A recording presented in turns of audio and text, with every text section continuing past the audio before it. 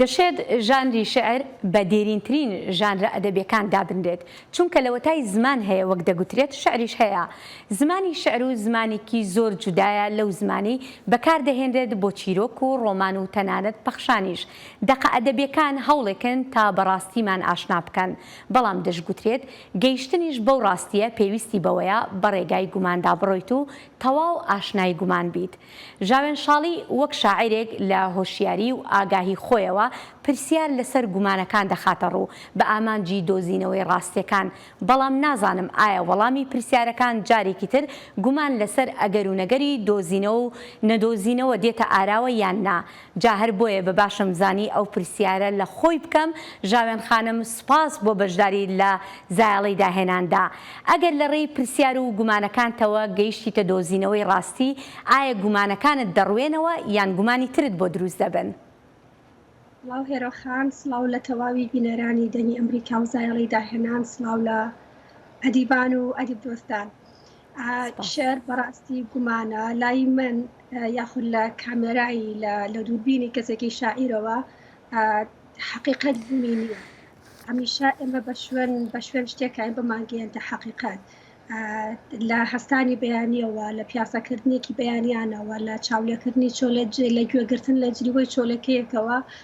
تۆ لە ناو خۆتا خەریکی لێکدان و وێناکردنی کە بگەی بە حقیقەت، کە بۆیە هەمیشە لای من نووسین و شعر لەو کاتە دەست پێەکە کە پڕم لە گومان، کە پڕم لە پرسیار و بەڕاستیش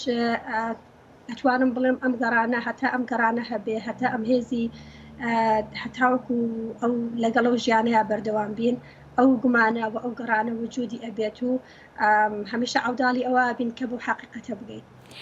بڵێ ژاوێن خان لە خوێندنەوەی بەشێک لە شیعرەکان تا هەز دەکەم بە شوێن کەسێکدا دەگەڕیت، کەسێک کە ئێجگار لە ڕوحتەوە نزیکە بەڵام هەر بۆی دەگەڕیت. ئەکرێت پێمان بڵیت ئەوە چه ئەزمونێکە لە ژیان تا؟ سپاس بۆ ئەم پرسیارە. هەڵبەت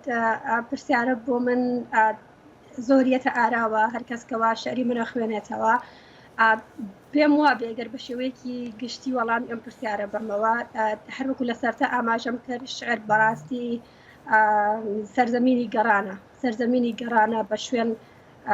ئەکرێ بڵێ بە شوێن خۆشەویستەکان تا بە شوێن بوون و نەبوونەکانە، بە شوێن کەسانێکە کە ڕۆژانێک بەشێک بوون لە تۆ ئێستا هەزارەها مایەڵ لە یەک دوورە. بەڵام بە شێوەیەکی گشتی بۆ من شعر لە ئێستاە ئامرازێکە هێمایەکە بەدوای گەڕانە، بەدوای ئایدیالیسمێک کە مرۆڤ لەژێر کاریگەری بوونی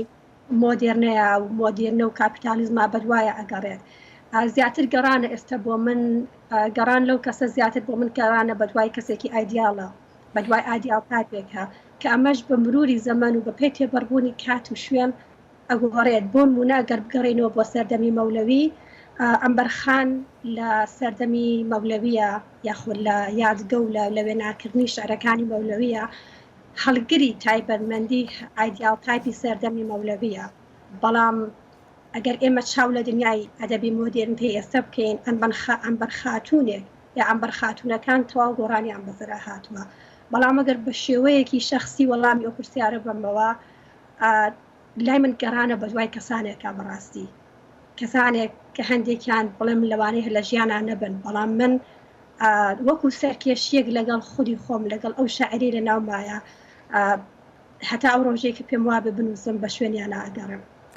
بەڵێ باشە، لای تۆ وەک خانمێکی شاعیر ئامانجی شعر چییە؟ شعر کە ئاڵی ئامانجی شعر زۆر بەعدی لێ ئەبێتەوە. ئامانجی شعر زۆر شعر لە کورتترین پێناسەیە شعر پرۆسەیەکی زاتیە. تۆ یەکەمین کەس شعر بۆ خۆت ئەنووسی. من کە خۆم شعر ئەنووسم یەکەم جار بیر لە خوێنەر ناکەمەوە، بەڵام لە دنیای مۆدێرنە شعرە بێ ئامانجی هەبێت. بۆ من کە ئێستا سەردەمانێکە لە کوردستان بۆم کە باسی سەرتاکانم کەم ئێمە وا فێر بووین یا لە کتێبەکانە لە ڕۆشنبیر و بربەندەکانی سەردەمی خۆمانە کە شعر دنیای مەجازە و ئەتوانی هەموو شتێک لە ناو شعرەکە تاجێکیتەوە.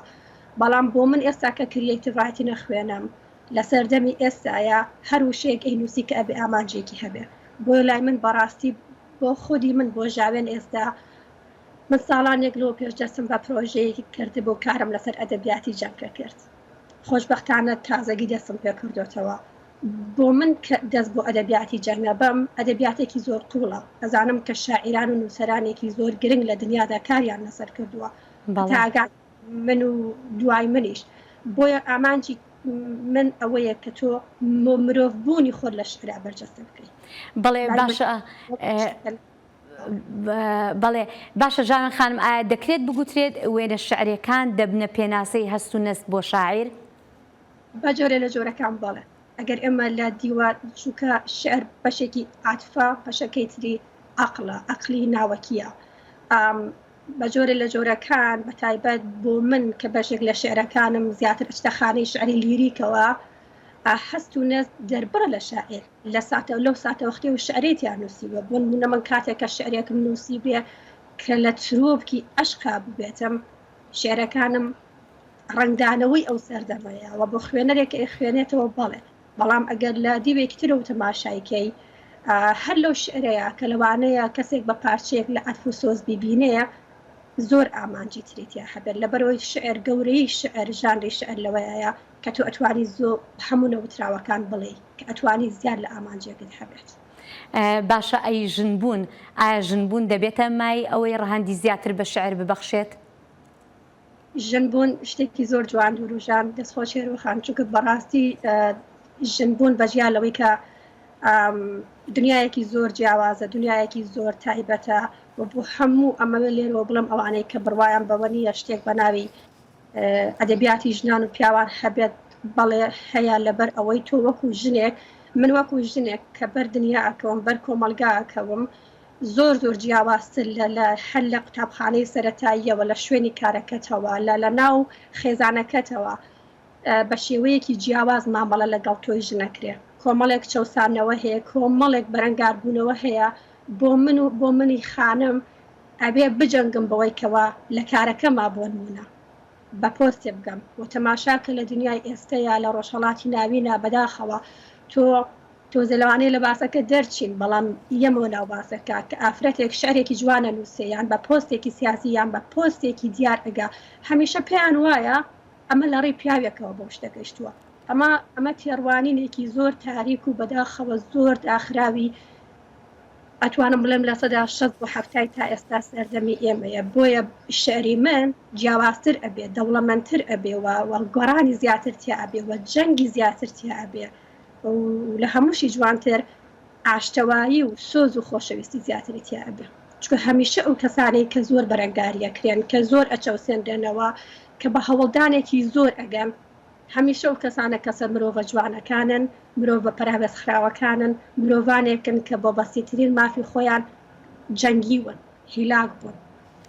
بەڵێ ئەمەیان ژن بوون باشە ئەی غەریبی و دووری لە نیشتیمان لە شعردا چی پێبەخشیویدیان چی لێ سندویتێتەوە؟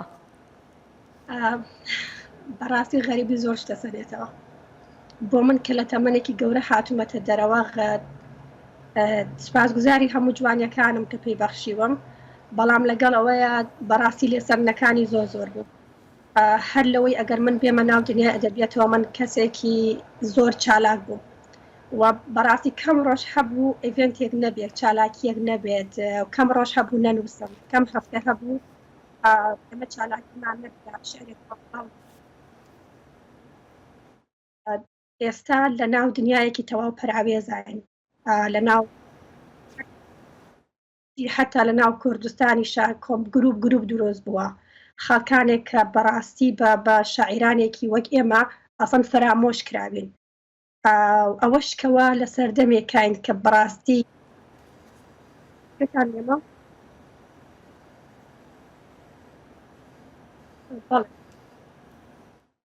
بۆ کەسانێکی وەک ئێمە لێسەرنەکان زۆرتر بۆ وەگوتم لەبەرەوە یەکە من ئێمە لە دوورێن لە ناو چوارچێوە ئەو چوارچێوەیەی کەوا تیشکی لەسەرەکەوا زۆربەی چالاکی و دەرکەوتنەکان و ئەوانەی تایە دوورکەوتوینەوە بەڵام بە شێوەیەک لە شێوەکان خۆمانی پێبەخشیونەتەوە ئینسان هەتاوەکو خۆی بێت هەتاوەکو زیاتر تەنیا بێ هەتاوەکو زیاتر پراوێز بێت جوان ئەتوانێت. بەڵێ باشە ژاوێن خان ئایا دەشێت هەر تەنها وەک دۆسەیەک بۆ جوانکاری دنیا لە شعر و ئەدەب بڕوانین؟ نەخێر ئەم ڕوانینە ڕوانینێکی بەداخەوە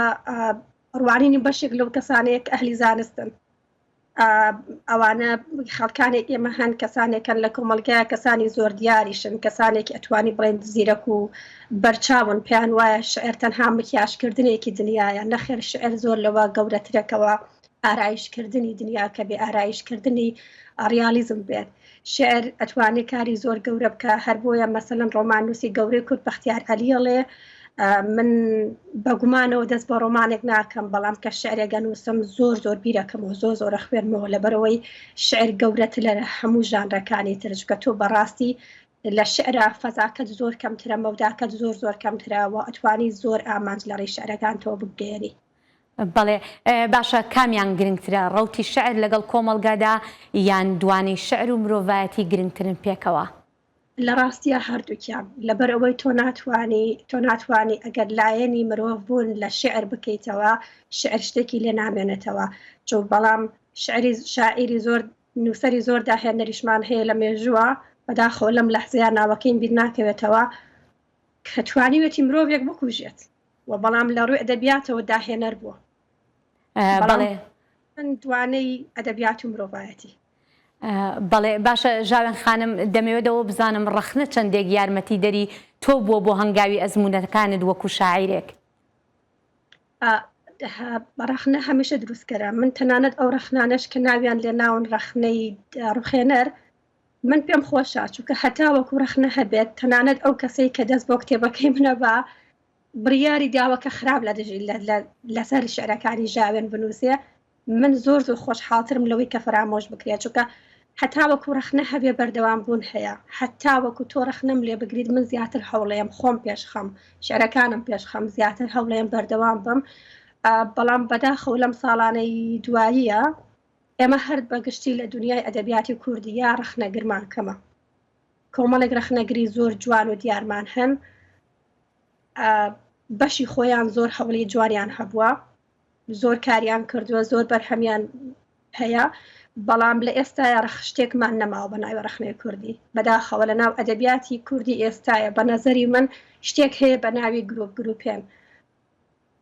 کۆمەڵێک هاوڕێی شاعرن دانێکیان ڕەخنەگرە ئەو بڕیاریە لەسەر هاوڕەکانی بنووسێ من ناناسێت ئەم ناناسێت لەسەر تۆ نانووسێ و ئەوەی من ئێڵم لێرەیە جەنگی لەسەر من نووسین و لە دژی من نووسین نییە هەموو خەڵکانێکی کەسانێکی زۆر باش هەن نووسەرانێکی زۆر باش هەن کە لەبەر ئەوەی سەر بە هیچ گروپ و یاخود شارێکی دیاریکراونین بە تەواوەتی فەرامۆش کراون بۆیە من لێرەوە داوایان لێ یەکەم کە بەڕاستی بابەتی تر لە بابەتەکە بڕوانن و مەوزوعی تر بن و ڕازگۆ بن لەگەڵ قەڵەماکەیان و بتوانن خزمەتی ئەدەبیاتکەن نەک خزمەتی من کە ئەیناسن یان ئەوی بەرامبەر کە نایناسن چونکە بەڕاستی ڕەخنە هەموو سەردەمێکا داهێنەرانەیە بەڵێ خانم ژاوێن شاڵی زۆر سپاس دەکەم بۆ ئەم دەرفەتە کە لەگەڵماندا بووی زۆر سپاس بۆ ئێوە کاتێکی خۆشتان بۆ کاتەکەت